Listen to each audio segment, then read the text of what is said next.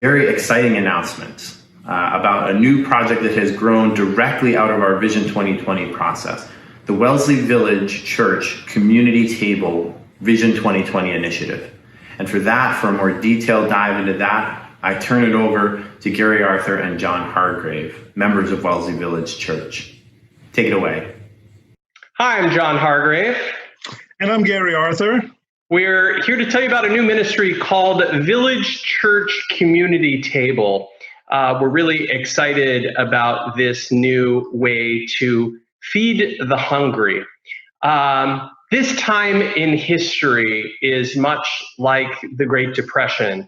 We have such economic hardship that people need to eat.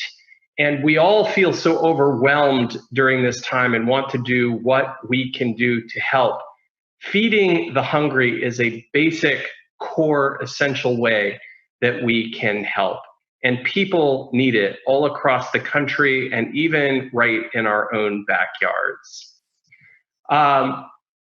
When we look at the hierarchy of needs, food is a basic need. No matter how we vote, no matter what we believe, food is an essential, and food is also biblical. Feeding the hungry is very similar to feeding people spiritually, nourishing their bodies as well as their souls. So I'm going to give it to Gary to talk about this new ministry called Community Table. Thank you, John, and I appreciate those words about food being biblical, because certainly that's what it is. And we're meant to feed each other. So what Wellesley Village Church is willing to do and wanting to do is create an environment where that can happen, a place where there's always nutritious meals for anyone in need, which could be accessed by church members, and just keeping integrity in mind for everyone out there. No one is begging, we're just meeting simple needs. We're going to satisfy all the institutional needs. We're not fly by night. We're not just doing something down in the basement. We have a commercial kitchen, and we're going to operate it as a commercial kitchen, so we'll meet all necessary certifications. The general idea to start is 5 different meals prepared, 20 of each, 100 or so, to get us started, and that's going to be done with lots of standardized training. We're going to do some video recording to help with that training, and there's going to be some good teaching out so that those that are involved can really feel like they're doing this in a real professional way. There's some menu items there and an image that looks like something that might end up on a plate for someone at some point. I'm hungry already. Yeah, but we're going to leave this available for everyone to look at, and we'll be doing a greater presentation, about 15 to 20 minutes or so, with questions and answers to be announced later.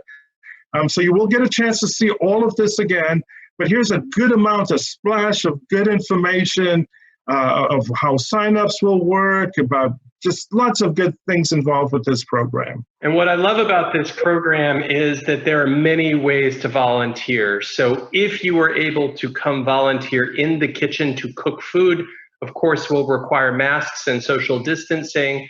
However, if you can't do that, or if you're in a high-risk category, there are many ways to contribute to this ministry from home or wherever you are. Absolutely, and we're going to continue to highlight those as we go through. So whether you think you can do it in person or at home, or you just want to volunteer, you don't know where you might fit in, just go ahead and get involved. We're going to make sure we create lots of opportunities for everyone. Way to get started right away is just to go ahead and email me personally at that email that you see up there, gsabos88@gmail.com. And we've got a little process set up where we're going to get folks to follow up with you, get you the information you need, get any sizes for uniforms or anything that we might need to put you in, and we'll get going with this very, very soon. We're shooting for a target start date of July 7th, the first day that we're preparing meals. But look for a sign-up sheet by Friday the 26th. And as Gary said, we're going to have a longer Q&A session during coffee hour after the online church service on Sunday, June 28th. So we hope you'll join us for that, where we'll give you a lot more details